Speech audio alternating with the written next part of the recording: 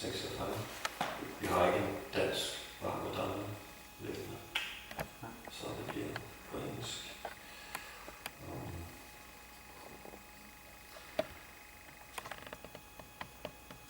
Yateha deva pravaras. Yateha deva pravaras. Yateha deva pravaras. Yateha deva pravaras. Traividyam upalapyate. Traividyam upalabhyate. Traividyam upalapyate. Traividyam upalabhyate. Bhuteshu gunavaichityat. Bhuteshu gunavaichityat. Bhuteshu gunavaichityat. Bhuteshu gunavaichityat. Tatanyatra numiyate. Tatanyatra numiyate. Tatanyatra numiyate. Tatanyatra numiyate. Yateha deva pravaras. Yateha deva pravaras. Traividam upalapyate. Traividyam upalabhyate. Bhuteshu gunavaichityat. Bhuteshu gunavaichityat. Tatanyatra numiyate. Tatanyatra numiyate. Yateha deva pravaras. Yateha deva pravaras. Traividyam upalabhyate. Traividyam upalabhyate. Bhuteshu gunavaichityat. Bhuteshu gunavaichityat. Tathanyatra numiyate. Tathanyatra numiyate. Yateha deva pravaras. Yateha deva pravaras. Traividyam upalabhyate. Traividyam upalabhyate. Bhuteshu Bhuteshu gunavaichityat. gunavaichityat. Tatanyatra numiyate. Tathanyatra numiyate. Yateha deva pravaras. Yateha deva pravaras. Traividyam upalabhyate. Traividyam upalabhyate. Bhuteshu gunavaichityat. Bhuteshu gunavaichityat. Tatanyatra numiyate. Tathanyatra numiyate. Yatena deva pravaras. Yatena deva pravaras. Traividyam upalabhyate. Traividyam upalabhyate. Bhuteshu gunavaichityat. Bhuteshu gunavaichityat. Tatanyatra numiyate. Tathanyatra numiyate. I kan ikke rigtig sige, for det første er man rødt, og for det andet så er det alt for langt lidt. Godt. Alt for tæt. Yata. Yata. Just as. Just as. Iha. Iha. In this life. In this life. Deva. Deva. Deva pravaras. O best of the demigods. O best of the demigods. Traividyam. Traividyam. Three kinds of attributes. Three kinds of attributes. Upalabhyate. Upalabhyate. Are achieved. Achieved. Bhuteshu. Bhuteshu. Among all living entities. Among all living entities. Gunavaichityat. Gunavaichityat. Because of the diversity. Because of the diversity Of the contamination. of the contamination By the three modes of nature. by the three modes of materiality. Tata. Similarly. Similarly, Anyata. anyatha, In other places. in other places, Anumiyate. anumiyate, It is inferred. it is inferred. Translation and purport. by His Divine Grace, A.C. Bhaktivedanta Swami Srila Prabhupada. O best of the demigods, we can see 3 different varieties of life which are due to the contamination of the 3 modes of nature.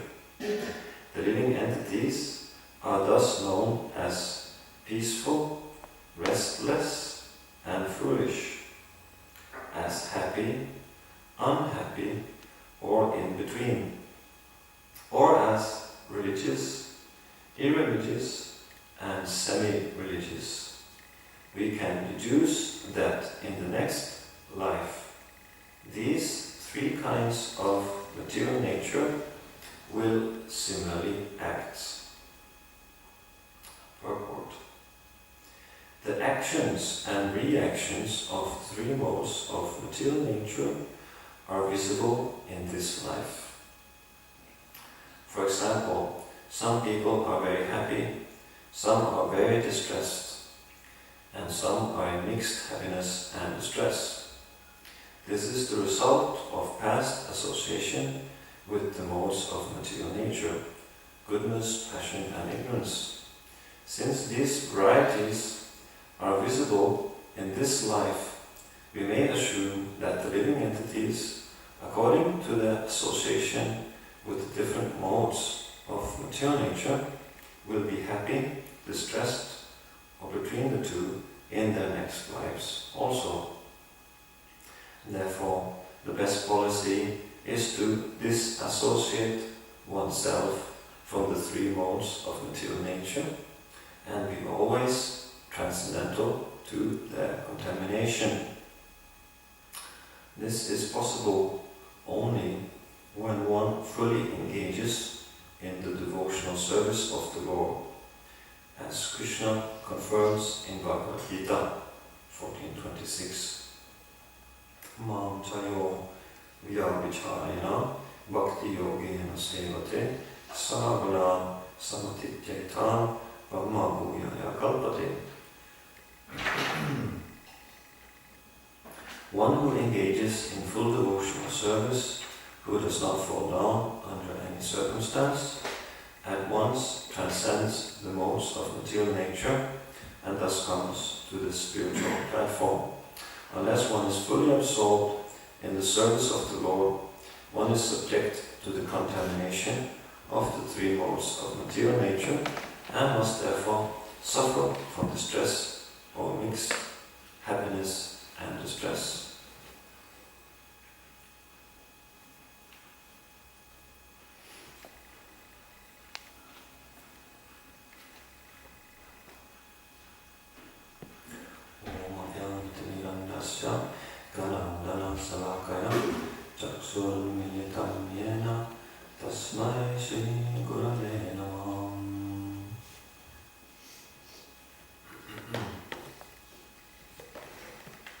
So this verse, the Yamadutas, they are continuing their answer to the Vishnudutas.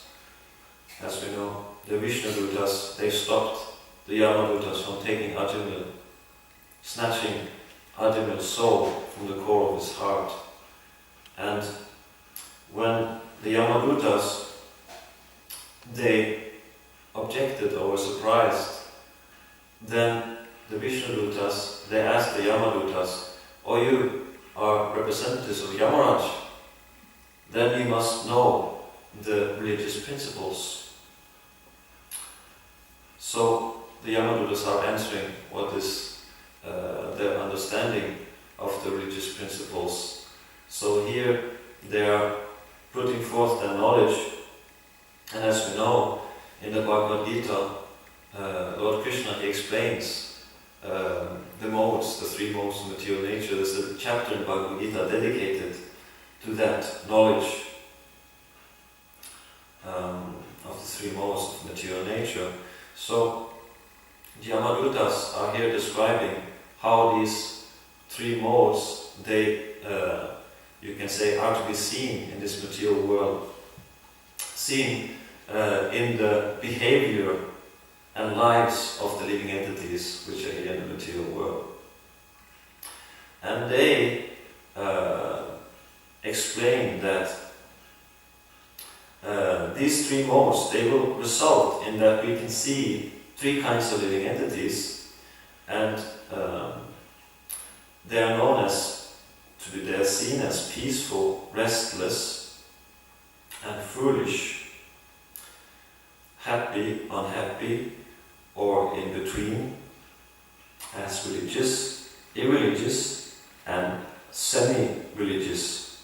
So we have three kinds of, you can say, characteristics which the Yamadutas they explain. In these three areas, if we examine the living entities, we see there's three types of, you can say, statuses. There's three different kinds of, expressions. We see how these modes they are seen in the living entities in these three areas. So we can take the first one, peaceful, restless, and foolish. So of course we may know that peaceful, that is the monopoly of those in the mode of goodness. Those in the mode of goodness, they neither hanker too much for anything or lament for something which they may have lost. So this hankering and lamentation, in the mode of goodness, that is not so much there in the consciousness. So because that is not so much there, then one is able to be peaceful. As long as there is hankering, Krishna describes that unlimited hankering is there, then we have the mode of passion. That's the main characteristic of the mode of passion, that one always hankers after that which one does not have. And if one loses something which one was very attached to, one laments like that. So peaceful is actually only the prerogative of those who have cultivated the mode of goodness. In the mode of passion, you cannot have peace. The mind will be filled up with different material desires, and there will be the pushing to satisfy these material desires. And in that situation, there cannot be any peace. So therefore, one has to cultivate the mode of goodness if one at all wants to have peace. So, peaceful, restless, and foolish. So restless, that's of course because these material desires are there, and we have a strong urge to satisfy these desires, these material desires. Then we will be restless. Like we will see in us that we are in a situation of restlessness because we can't wait to get that thing which we want, and it can't go fast enough. So therefore, this restlessness is there. And then the last one, foolish, that's symptom of the mode of ignorance. Ignorance means there's lack of knowledge, and because the knowledge is not there, one does not know what one should do or what one should not do. So therefore, foolish people, or mode of ignorance, they will do foolish things, but they cannot understand that it's foolish. Only one who is in knowledge, he can understand, he can see, actually this person is engaged in ignorance, is doing foolish things, and is harming himself and harming others. So like that. So that's also that one who cultivates the mode of ignorance, he takes birth in the animal kingdom. And though animals, they're predominant in this mode of ignorance. And as we can see, animals, they cannot understand how the world perceives them. And that's also indicative of mode of ignorance. Like in the mode of ignorance, we cannot understand how the world sees us. We're only absorbed in our ignorance and suffering the consequences of that. So actually real knowledge is that, Krishna says that knowledge is actually only there in the mode of goodness. In the mode of passion is a little knowledge, but in the mode of ignorance there's only foolishness. So like that's helpless, actually that's indicative of a helpless condition for those in the mode of, those who have cultivated the mode of ignorance. So they go on to the next two, happy, unhappy, or in between, religious, irreligious, and semi-religious. And the conclusion that the Yamadutas they take from this, that is that because this is there in this life, then the living entities, they will not be free from that. These are ropes, it's called gunas, and guna means rope. So these rope which bind the living entities in these three ways, these ropes, they will not let go, they will not be slackened at death.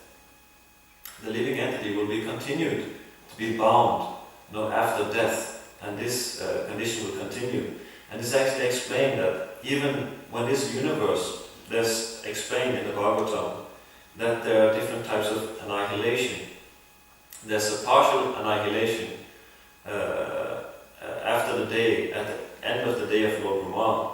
There's an inundation of the universe, it is said, up to the higher planetary systems. The whole universe is inundated. And so then the living entities, they are, you can say, absorbed in the body of of Vishnu. I cannot remember if it's Garbhodakasai Vishnu or Mahavishnu as such. I will believe it is Garbhodakasai Vishnu because the universe itself is not destroyed. Because there's a partial annihilation like that at the end of the day of Lord Brahma, and there's the total devastation which is there at the end of the life of Lord Brahma. Then the whole universe is destroyed.